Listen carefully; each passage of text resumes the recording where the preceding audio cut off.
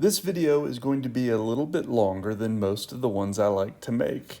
Today we are going to look at how to switch page sets for a scanner to go from the core page to a scanning page set. So we're at the Get Started and we're choosing a core first page. We're going to log in. You may have already done this piece, and if so, just skip this portion. The reason we would do this is because the scanning page sets offer some really nice training modules that are not available in the core first page set. But the scanning page set will only go to a certain small grid, whereas the core first page will let you have a very small grid and a supported navigation home page. For a lot of our users that need the scaffolding, that's really important. So at a 2x3 or smaller grid page, we get a supported navigation. Let's take a look at what that looks like. Here we go.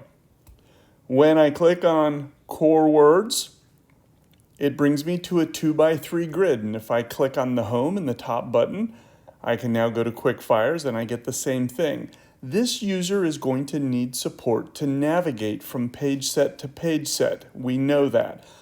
But in this case, they also need to be able to scan. So we go to Edit, User and Access Method, and now we can choose Scanning. And there we can get granular about whether it's a one-step, two-step, etc. Once we've set that up, we're ready to go. Now I'm going to leave it as Touch just to make it easier for me to operate. I go into Edit, and I'm going to check this gray box and hit the trash can to get rid of it. Touch it again, swipe up, and throw away the speaking message. Now I will click Add Action, and I swipe up to navigate until I get to Switch Page Set, and now I click Create Page Set. If you've already created the scanning page set that you want, you could find it here under User Page Set.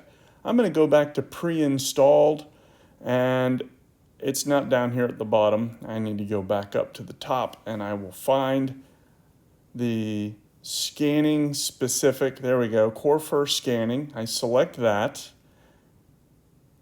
hit done. I'm going to change the name though to Training Module or something like that.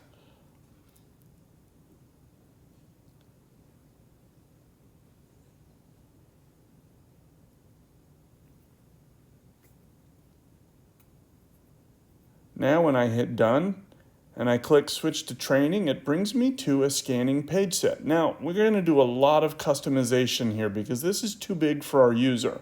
I go to the dashboard and I'm looking for the learn to scan page set. You can see it here. And in this case, I'm going to select it and I'm going to bring out my control menu and I'm going to copy that link. Okay, so now there's a lot of ways that you could do this. I'm just going to come out of Edit. I'm going to go to my home page and I'm going to select all of the buttons and I'm going to throw them away. This is not the page set that we are communicating from. I'm going to hit paste and that will then put the button in that I just copied. And now on the left, I'm going to clean up my menu because I don't want access to quick fires and core words and all of that over there. On the far right, I'm going to click the multi-select and I'm going to select all of the navigation buttons on the left except for back. I don't want to have that. I'm going to delete them and then I'm going to make a new button.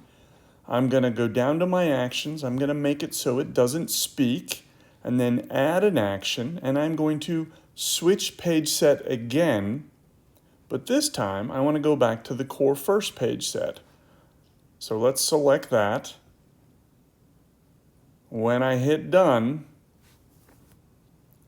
I can now touch the switch to core first and it brings me back to the core first page. Now I'm back in my training module.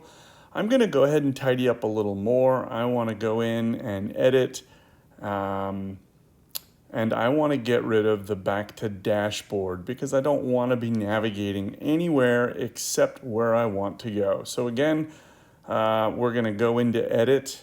We're going to touch the dashboard, hit the trash can, hit done, come back out a level, and then go into the 3x3 and repeat the process to get rid of the back to dashboard. And now if you want even more training activities, on the left column here, I can also add a link to the Boardmaker online activities.